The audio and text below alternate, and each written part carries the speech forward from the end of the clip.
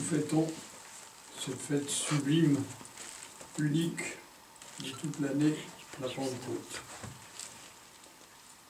Vous savez peut-être qu'on appelle le Christ le Consolateur. C'est un des noms que nous donne la tradition.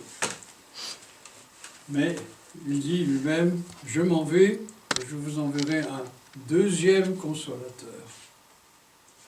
Celui-là, on l'appelle l'Esprit Saint. Alors, on peut se poser la question, que signifie la consolation? Elle vient avec le Christ et elle vient aussi avec le Saint-Esprit. Et quelle est la différence entre la consolation que le Christ procure et la consolation que l'Esprit Saint procure? Vous savez tous ça, non? Donc, je n'ai pas besoin de continuer.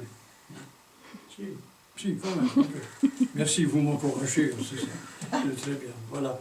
Eh bien, ce qu'il faut comprendre, me semble-t-il, c'est que quand l'homme sort des mains divines, les mains divines, c'est le Verbe et l'Esprit, comme dit saint Irénée de Lyon.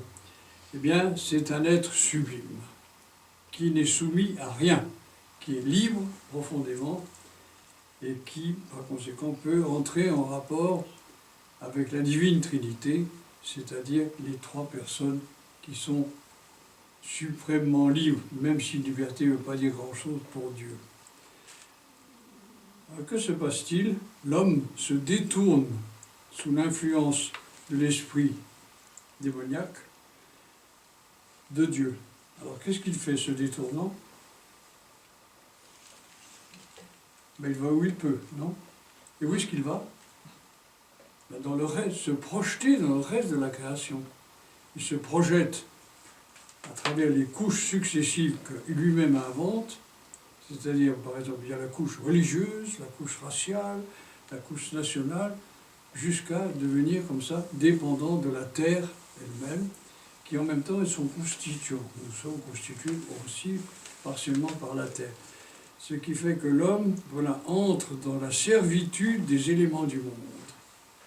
Et la pire servitude, c'est celle du monde démoniaque, c'est-à-dire angélique, qui le projette pour se nourrir de lui.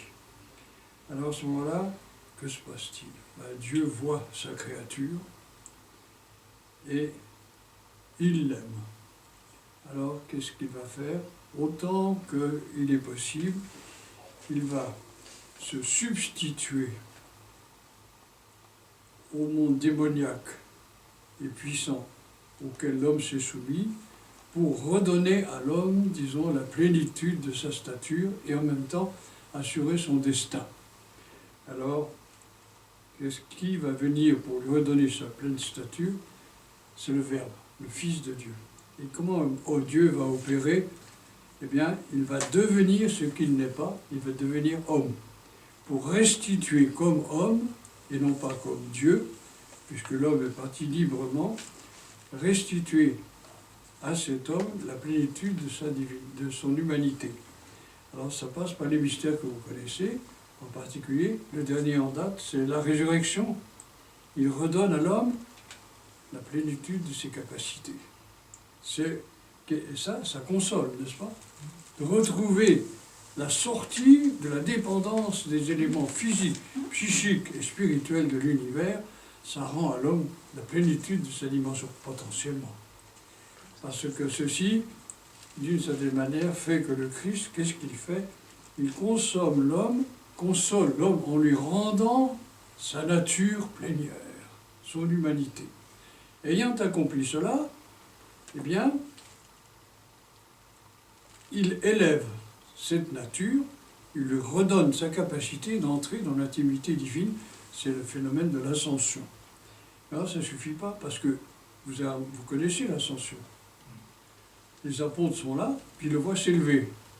Alors il dit, excusez-moi du terme, il dit, salut l'artiste, c'est bien réussi, il emmène notre humanité, mais nous restons là.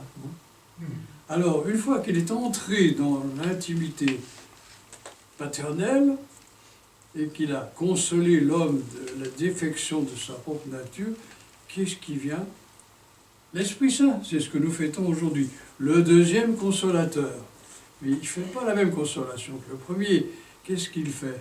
Si le Christ a sauvé la nature, lui, il vient pour sauver les personnes. Parce que, voilà, le Christ a sauvé la nature, mais l'Esprit Saint vient pour sauver les personnes. Et alors, c'est cela qui nous rend, à ce moment-là, puisque le Christ a rendu Dieu capable de l'homme, l'Esprit Saint vient pour nous rendre capables de Dieu. C'est pour nous restituer notre personne, liberté, et entrer, être capable d'aller, excusez-moi du terme, dîner chez Dieu, ce qu'on va faire liturgiquement dans quelques instants.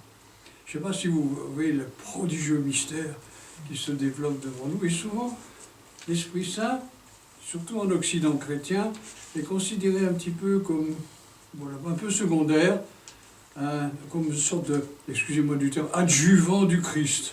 Non, non, non, il n'y a rien à voir. Il vient, comment dire, pour la première fois dans l'histoire, de manière plénière, lui-même. Avant, il est venu par ses énergies, mais là, il vient lui-même, totalement. Qu'est-ce qu'il fait? Il pénètre l'homme de l'intérieur et le fait sortir de tous les êtres humains, sortir, disons, de l'esclavage, du physique, du psychique et du spirituel, et il dit, si tu veux, tu vas suivre le Christ, parce que lui, il t'a rendu la plénitude de ta nature. C'est un monde prodigieux, et aujourd'hui, nous fêtons l'Esprit Saint, justement, qui nous rend à nous-mêmes. Alors, pour terminer, quand vous venez communier, qu'est-ce qu'on vous demande?